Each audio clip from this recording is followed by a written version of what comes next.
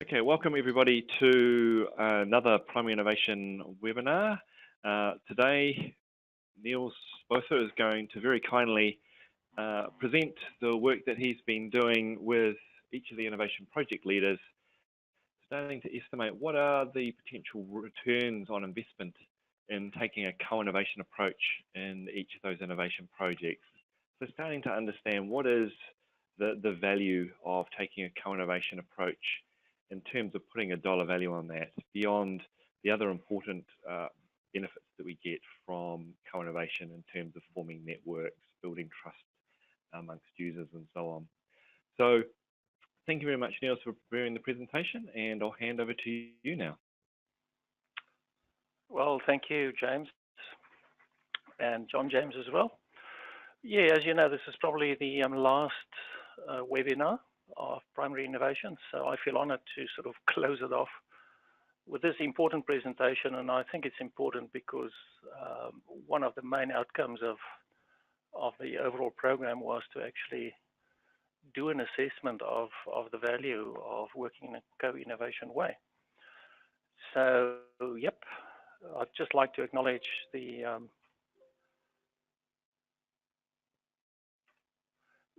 co-authors, which is James, who helped me with the SROI, which is social return on investment, and then I got good feedback and participation from Tracy and Nicola, as well as MS, Ina, Rob, and John Moore. So I'd just like to acknowledge them for the contributions they've made. And as you see here, the purpose or the aim of this whole thing was to use SROI to assess co-innovation projects at different stages of completion to identify and value impacts. And as you will see as I go through the presentation, the stages of completion is actually quite an important concept in doing this work, and I'll tell you later why that is so. These three photos give you an indication of the three projects I'll be talking about, which is timber segregation, then the tomato potato PSYLLID, and then also the work that MS was doing on water use efficiency. But before I talk about those projects, just very briefly, I'd just like to highlight again what is social return on investment. What does it mean? What does it do? Now, it captures the value of social, environmental, and economic costs and benefits. And as you see down here, there are hard numbers, which are quite easy to measure because they are very explicit outcomes, but there are also soft benefits, which are more implicit outcomes, and they are quite hard to measure. And in James's introduction, he did talk about things like trust and people learning things, you know, they gain knowledge and so on. And I'll explore with you a little bit in terms of what we did and measuring both the hard and the soft benefits. So first of all, the three projects. The first one is water use efficiency, which is finished. It's completed. This was about improving irrigation scheduling practices by using on-farm soil sensors and weather forecasts to improve on-farm efficiency. And as you know, MS was the project leader there. And then tomato potato PSYLLID and timber segregation are very similar in the sense that primary innovation funded into those big research programs for people working in it to actually try to include co-innovation principles, methods, and practices inside these large ongoing science programs to enhance impact. And both of these two research programs are actually still ongoing, so they've not been completed. And as you will see in the SROI analysis, that impacts on the findings. Just a little bit about the method. And for us, integrity is absolutely crucial when we do this work. We do not want to, as sometimes happen, you know, make sort of wild assumptions and get excellent values like, you know, the net present value. We do not want to do that. We want the analysis to have integrity, and therefore we followed quite a conservative approach. And the criteria for including impacts into our analysis are as follows, and they are quite important because they determine what you find in the end, what the NPVs are over time. So first of all, we considered impacts that have already occurred. It's not going to happen in future. We know they've already happened. We can actually verify them and we can measure them. For example, practice change has happened. People have changed their behaviors already, and there have been some impacts because of that, or new investment came about partly or totally because of primary innovation. And we know the numbers, so we can actually include them, the dollar values, into our SROI. And we also want these impacts to be genuinely and directly linked to the project. Otherwise, we are including things that have that came about because of other factors, and we don't want to do that. And then also, the impact should not have happened without the project. Quantifiable impacts are important to us. So what do we do with the softer impacts? As you see in the picture here, there are other things happening as well. You know, dollars, people, and the environment. What we simply do is we describe those impacts quite profusely so people can see that they have happened, but we didn't quantify them because it's so hard to do that. So what I've done is in talking through the project leaders and other people, we've identified two scenarios, sort of a high and a low impact, because, for example, new investment came in because of primary innovation, but it's only 50% or maybe 70% because of the influence of primary innovation. So we'll take the high and the low as 50 and 70%, or the low and the high. And if we then calculate all the lows together, that'll give you the low scenario, and all the highs together, that'll give you the high scenario. We also use the discount rate of 6%, which is the latest R&D project discount rate of the New Zealand Treasury, which works in our favor. Previously it was 8.5%, so 6% is much better for us in terms of returns on investment. The impacts, as I said, that did not qualify, we actually described qualitatively. And I used the downloadable SROI template and a user guide. Now, the template was very useful because it's a spreadsheet that's already set up with all the formula and so on. So if you can identify the impacts and the values and so on, you can just fill out the template and the calculation sort of happens by itself. James and I went through it, and he tweaked some of the formula slightly to better account for value of impacts over time, the dollar values over time. And how did we collect the data? I simply interviewed people. We had workshops with little teams for some of them, and then we actually reviewed the documents. There are lots of documents written on these projects over time. That includes sort of peer-reviewed journal papers, conference papers, and other sort of quarterly reports and annual reports for MB and so on. So I reviewed all of them to see where the impacts have been identified, and then we talked about those in the interviews and the workshops with people, and they identified others on top of that as well. And then having done that, I put all the information into the spreadsheets and did the social return on investment. I also documented all the softer impacts in a report that will be finished soon, and I'd be happy to share with all of you if you wanted that. So before I go to the findings, are there any questions? I'd be very happy to try and answer them for you, and if I cannot, I'll call on the senior co-author, James, to come in and help me with that. Thanks, Neels. So if people do have questions, type them in the question box. And I've already got a sort of comment from from John James around perhaps the name social return on investment is a little misleading, since the analysis also should include environmental in addition to the economic and social items. So John was perhaps suggesting a name change to triple bottom line return on investment. A follow-on question from me, while I'm waiting for others to put in some questions for you, Neels, is did you consider the environmental impacts as well of the investment? We did try to do that, and to be fair, quite a few of these, the projects, we had 6 of them, did not have the environment in mind at all.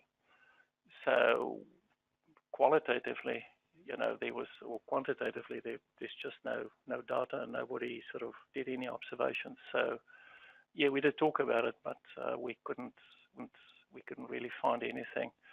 Nutrient management has got to do with that exactly, but it's so early on in the project that there's no impact at this point. Okay, so that's that environmental could be considered down the track with the nutrient management one later in the project. Yeah. If I may, no other questions from others, but the question I have is just an opportunity for you to reflect on the method of social return on investment, and what are some of the particular lessons that you would share with others that would be embarking on using social return on investment?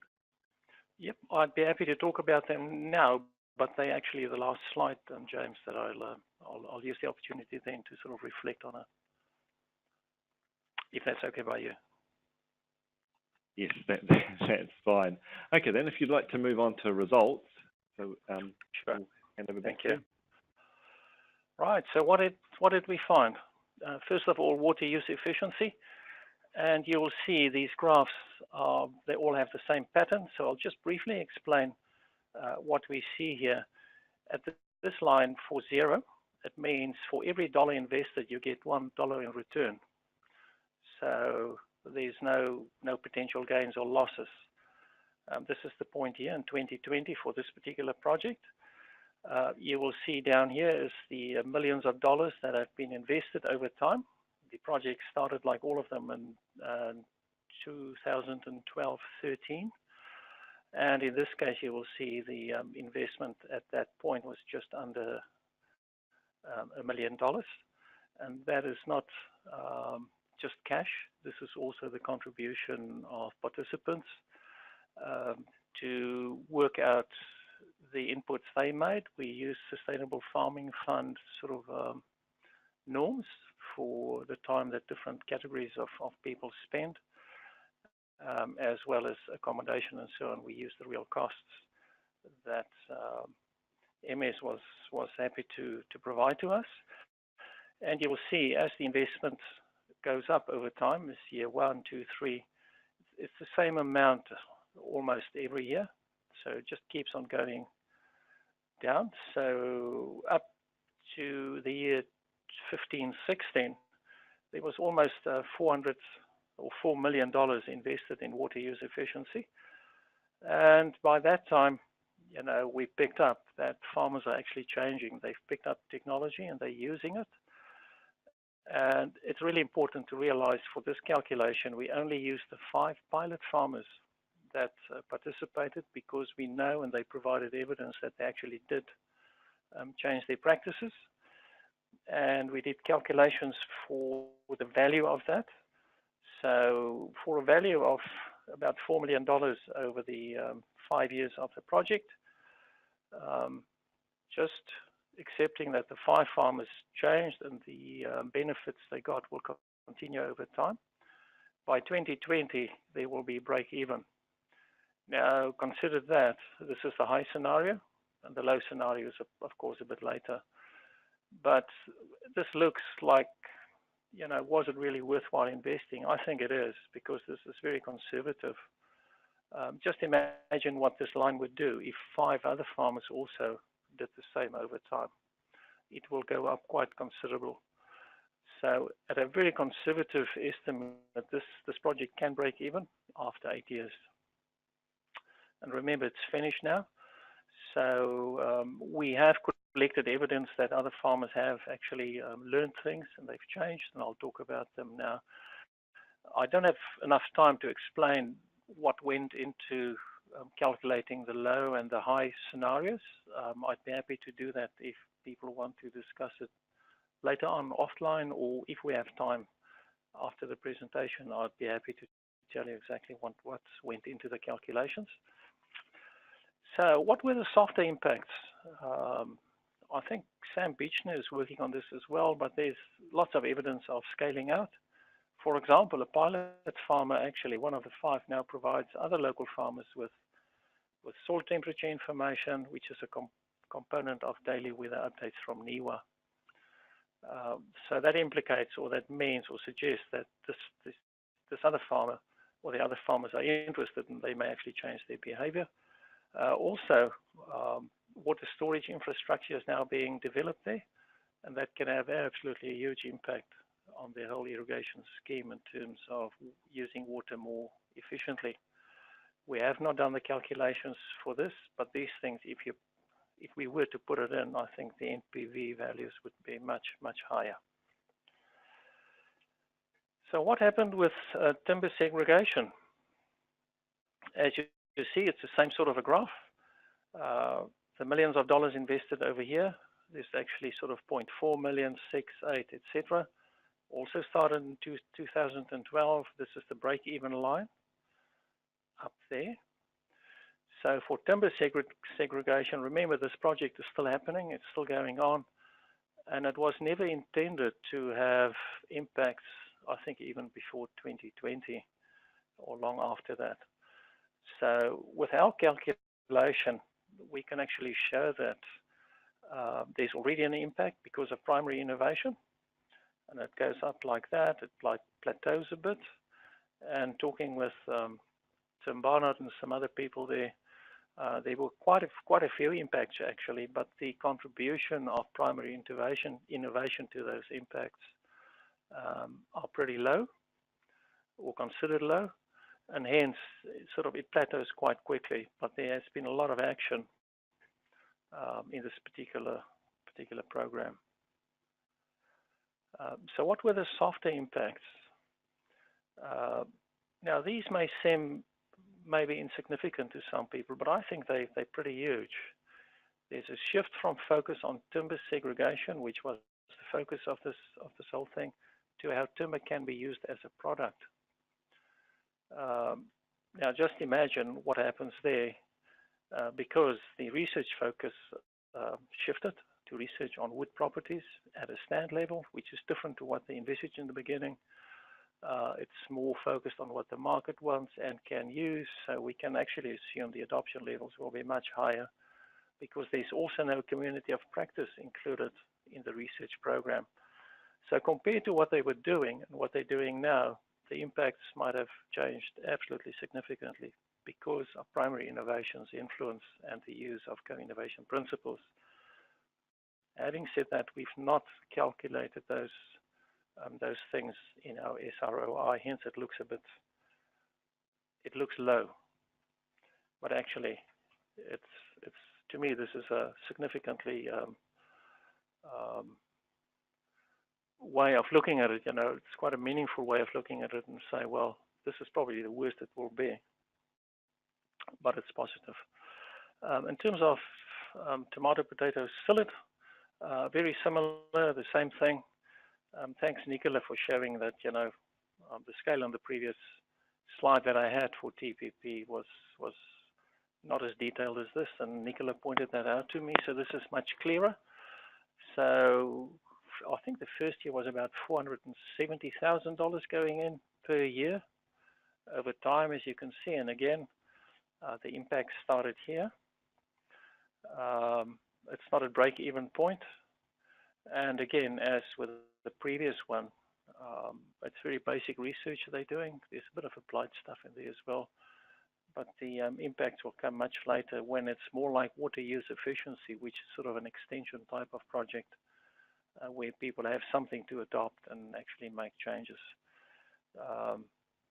Quite a few of The impacts we identified here would be new positions that are directly as a consequence of primary innovation, new people employed, social research sort of capability, economics capability, sort of to gear up what's happening in plant and food research to better cater for social impacts and so on. So the softer impacts, already there's evidence through narratives and interviews and so on that we picked up that the application of knowledge about co-innovation are already used in other projects in plant and food, and delivery actually improved. These things are not included in our SROI analysis. And also improved facilitation skills help to identify missing stakeholders and end users that are being engaged with the program now.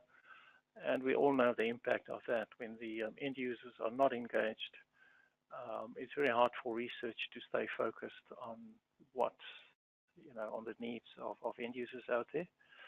And as Dale Carnegie said, knowledge isn't power until it's applied. And this is why we did not measure the top 1 year. We know people have learned a lot, but until they apply it, we say, well, there's no impact. So what are the findings? I'll just spend a few minutes on this before I talk about the lessons. The extension type project, which is the water use efficiency, it breaks even at year 8 using conservative SROI approach. And I think this is significant. It's very meaningful because we only used 5 pilot farmers, and there are many, many more farmers on the project. We know they're very interested, they learn things, and they will adopt this, but it's not included in our calculation. So break even could even be way earlier than year 8. As I said, the NPV values are conservative. Actually, it's negative, which is a direct consequence of our conservative SROI approach. And interestingly, the impacts of co-innovation started after 4 to 5 years, which is a lesson for us. But I think it's also a consequence of the way the formula works. And James can probably explain that better than I can. Concern that was raised by the co-authors and some of the people reading, what we find is that, so does it mean you shouldn't use the co-innovation approach because, the NPV is not above 0, like I showed here? Often the acceptance rule is to say that when NPV is positive, you actually do the project, you should invest in it because you will get return on your money. On the other hand, if it's below 0, like ours have shown for quite a while, you don't do it. And if it's close to 0, you may decide yes or no to do it or not. And applying these rules to what we've done, does that mean we should not have invested that? I don't think that's the right question to ask, because this is research. 2 of these are long-term research programs that are not supposed to have any return on investment soon. And we've done this after a few years in. So it's unreasonable to expect sort of positive outcomes at that stage. And having said that, remember, we only use the impact on 5 farmers in water use efficiency. So it's very, very conservative. I think it was worthwhile doing it. So what are the lessons? To come back to the question James asked a few minutes ago, I think the first one is that you really need to allow sufficient time for impacts to occur before you embark on a journey like this. But because it was part of our contract with MB, we did do it, and we used a very conservative approach. But you have to allow sufficient time, otherwise it's premature evaluation, as we heard a few weeks ago from an evaluation trainer. There's lots of soft impacts were recorded over time because of our great monitoring evaluation framework we had in place. So there is a lot of evidence of soft impacts, which in my view provides us confidence to say the impacts of these programs will be significant, because what we have evidence of is that the precursors of behavior change are all there. People are already thinking differently about things. They're learning and they're applying some of the principles. Once again, the soft impacts were pretty easy to identify because people give you narratives, they tell you about it, but how to value that is pretty difficult. And if you want to do SRO right, in other words, really get evidence of everything that happened and quantify it and then put it into SROI, I realize, and this is a lesson for me, you need adequate resourcing to do it. If you have a very small budget and limited time, you won't do justice to it, and your numbers will be, I think it might be quite questionable. I found the available SRO guides were not adequate for plucking them off the internet and just using them and applying them. As the project leaders will probably agree with me, you know, they had those resources available, and it was quite a struggle to work out what goes where and how it works and why we do what we do and what the numbers mean and what they tell us. So you need some basic training, I'm sure, or experience, and then the SRO guides online, or the particular one that I used, which is the one here, will be more valuable and more user-friendly. I was fortunate enough to have Simon Fielke, who did a course on this a few months ago, to assist me with this, as well as James, and I've had some prior experience as well. So that worked well for us. But as I said, the SRO guides online are not adequate for people who want to use it the first time, not in my view. I think with this, I'll conclude. I'm not sure how much time is left, James, but I'd be happy to discuss it, more things if people have questions. Thank you for your attention. Thanks, Neels. Yeah, we've got some questions in as well, and then I've got a couple as well. And again, emphasise to others, if you have questions, type them into the questions box, and I'll pass them on to Neels.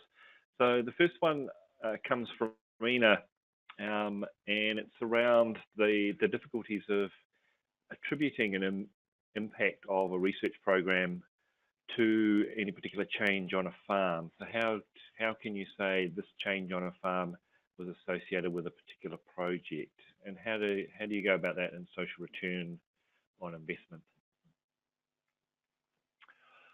So, you know, the way we did this was to sit with people like yourself and others and simply ask them, you know, what impacts have you seen? And then ask those people to make an estimation of what they believe the impact of primary innovation in particular was on those other impacts. And that's, in my view, probably the only way you can do it. There's no objective or hard measure to do it. And as I said, we use sort of high and low.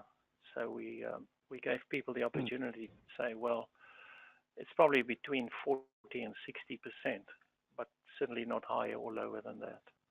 And that's the way we did it, and I think that's pretty standard practice to do it that way. Okay, and something I can add on there is that in the social return on an investment, one of the important parameters is an estimate of the percentage of an impact that could be attributed to a project. So it recognises that not all of an impact, say, farmers changing their practice, could be attributed to a particular project. And so then those factors are an important influence on the high and the low, as well, as I understand it, around the estimated attribution. A second question from Ina is that it seems like the benefits only occur after the project, after 2016. Is that correct? Yep, you know, the benefits we were able to identify occurred after 15, 16. You know, that particular year. Okay. The question I had was, you very nicely talked about some of the soft impacts, soft benefits that weren't quantified, and you talked about some of the change in practice. I didn't pick up though, what were some of the impacts that you did put a value on for the timber segregation and also for the tomato potato psyllid? What's some examples of benefits that were valued? For timber segregation? Yeah. All right, let me just turn to that quickly. As I said, that's sort of in the report. So let me just find the right spot, James. Then I can quickly tell you what those things are. So for timber segregation, you know, there were quite a few impacts, as I said. There was additional co-funding that was secured for this, $500,000 for 2 years from forest growers. And the estimation was it might have happened without primary innovation, maybe 85%. The chance was there that it might have happened anyway. And somebody else might have contributed 40%. That was the high impact. And for low impact, we said, well, it might have happened anyway at 95% level, and somebody else contributing 60%. So just an example, and I'm deviating a bit, James. This is $500,000 per year for 2 years, so that's significant investment. But because the contribution that people think because of primary innovation is pretty low, the return on investment is pretty low. So for the high scenario, it's only 2 cents. The return on investment for the low one is about 1 cent. Although people say, well, it's an extra $1 million coming in, but we attribute it as it's sort of pretty low for primary innovation. Impact number 2, there was sort of flow on funding that was secured through Scion PASF investment to the tune of 55K. And again, we had high and low impacts scenarios there. The third one was flow on funding secured through a project called Woodlot Evaluation. And then there was another one called Weaving the Korofai. I think quite a few of you are familiar with this. Again, the attribution to primary innovation was at the high end was 70% and somebody else contributing 40%, and the low was 80 and 60. The last one we identified there was flow on funding secured in a SLAMAC project, which is $153,000 per year for 3 years, and again the high and the lows. And as I said, we simply calculated all the highs and all the lows, and we got those lines. But these are examples, James, or the 5 impacts that we actually did put into timber segregation. Okay, thanks, Neil. So that's a nice example of the estimating the impacts based on new capability and capacity that's developed, and then that being valued in terms of it being used in other projects. So it's a nice example of those sort of soft social type outcomes and being able to value them in terms of how capabilities are used in future projects. We've got another question coming in from Ina. Is co-funding of research part of the return on investment? Isn't it about change in the forestry business? That's a good, tricky question. Yeah, I'm not sure I understand the question, but I'll answer it this way, James, and you may want to make some comment. Co-investment right from the beginning, we calculated as a cost, as an input into it. Co-investment that happened because of primary innovation, because things went well, we put in as sort of a benefit because of primary innovation, and that's the way we counted for the for those sorts of for the extra co-funding or co-funding. Yeah, and I can add on that because it's a very good question from Ina. So what we essentially did was we used as a measure of the potential change in the forestry business, what we used was that investment by forest industry, that additional investment. So it's a conservative sort of estimate to say if they're willing to invest in activity as a result of that project, then that suggests they see value in it, and it's conservative because you would suspect that they would actually invest in something and hope to get more back than what they invested.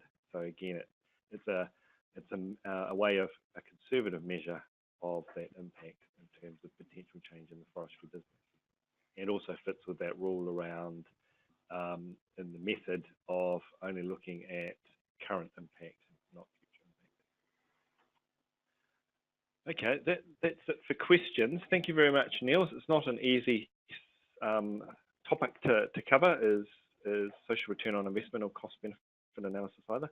So thank you very much. I would really look forward to seeing the results for the other projects that you've looked at and being able to compare the benefits of co-innovation, or not the benefits, across those other projects. So thank you very much, everybody, for attending, and thank you very much, John, again, for hosting us.